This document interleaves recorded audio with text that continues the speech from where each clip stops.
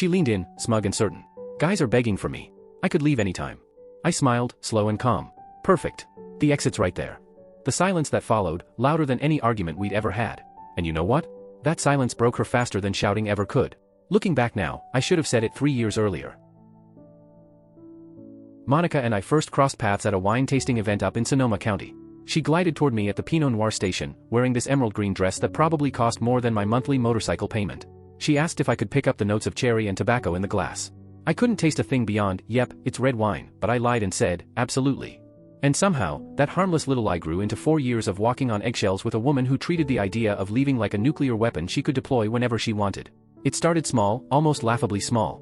She'd pout when I picked Thai over Italian for dinner, swearing I never listened, even though she'd never mentioned a preference in the first place.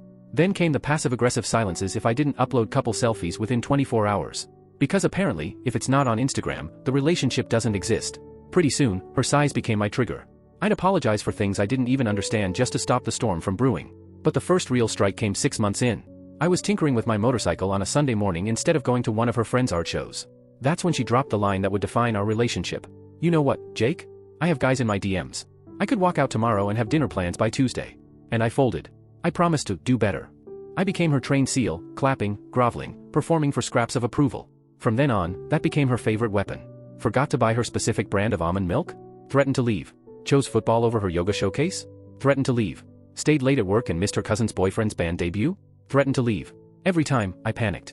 Every time, I scrambled to fix it. Because in my head, having someone like Monica choose me meant I'd won some impossible lottery, and losing her would prove I never deserved that ticket in the first place.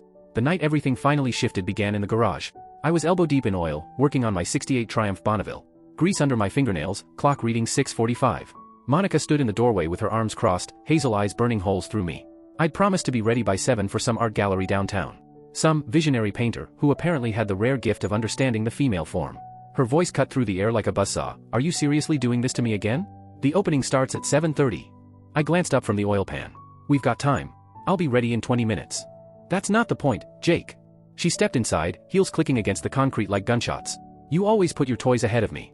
This is important for my career, my networking, and you're out here playing grease monkey like a 12-year-old. I promised I'd be ready. She wasn't buying it. Her voice shifted, sharper, that familiar dangerous pitch.